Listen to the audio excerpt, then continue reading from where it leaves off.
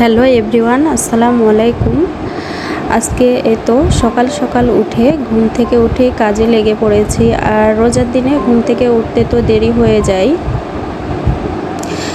আমার তো দেরি হয়, যেহেতু রাত 3টায় উঠে রান্না করা লাগে। আর আমি উঠতে একটু দেরি হয়ে যায় সে কারণে। আর আমার শাশুড়ি সকালের একটু মাজা ঘষাগুলো করে নেয়, সে অনেক হেল্প করে। সে বলে যে তুমি, যেহেতু আমি উঠে রান্না করি রাতে, আর আমার শাশুড়ি সকালে উঠে থালা বাসনগুলো মেজে নেয়।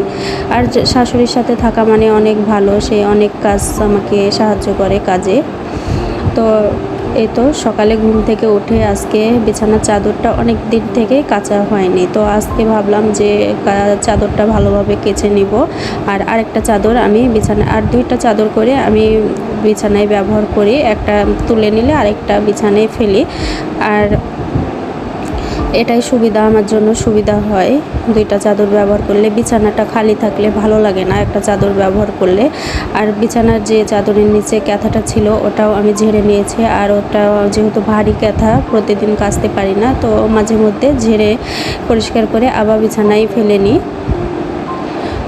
তো বিছানাটা গুছিয়ে নিলাম, আর গুছানো পরে একটু মুছে নিব। আর ফার্নিচার তো প্রতিদিন মুছাই লাগে আমার। আমি যতটুকু পারি ততটুকুই কাজগুলো করে নিই। তো এগুলো করে তো মেঝেটা ঝাড়ু দিয়ে নিব। আর একটা রুমে অনেক গ্যাঞ্জাম, আর ওই রুমটা তো দেখাইছি আপনাদেরকে। ওই রুমটা কমপ্লিট হলে অনেক ভালো হবে আমার জন্য।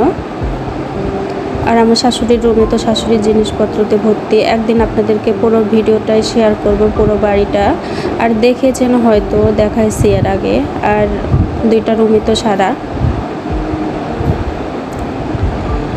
তো ঘর দুয়ার ঝাড় দিয়ে নিব। নেওয়ার পরে আমি একটু আজকে আমার ফুল গাছগুলোতে পানি দেইনি, সে কারণে ফুল ছাদে যাব। আর এই তো ডাইনিং টেবিলটা এবার একটু মুছে নিব। ডাইনিং টেবিলে অনেক ময়লা হয়ে আছে, তো একটু ভালোভাবে পরিষ্কার করে নিব টেবিলটা। তো এভাবে করতে করতে আজান দিয়ে দেয়, নামাজ পড়ার সময় হয়ে যায়। দিনটা কিভাবে যায় মনে বলে যে বুঝতে পারি না। তো ছাদে যাব এবার পানি দিতে গাছগুলোতে। আর কাজের ফাঁকে যদি সময় পার হয় তো ভালোই লাগে। রোজা তাড়াতাড়ি মনে বলে দিনটা পার হয়ে যায়, রোজার অতটা বোঝা যায় না। তা আমার ছোটো জায়ের ছেলেকে নিয়ে আমি বললাম চলো, আমি কিছুটা মরিচ বড় হয়েছে। আর তো নিজের গাছ লাগানো মরিচ অনেক ধরেছে, তো তুলতে খুব ভালো লাগে। তো আমি বললাম তুমি মরিচ তুলবে আর আমি একটু ভিডিও করে নিব। তো সে আমার সাথে যে তো মরিচগুলো তুলে নিচ্ছে। আর অনেক মরিচ ধরেছে, ভালোই লাগছে। মরিচ 2-1টা পেকেও গেছে।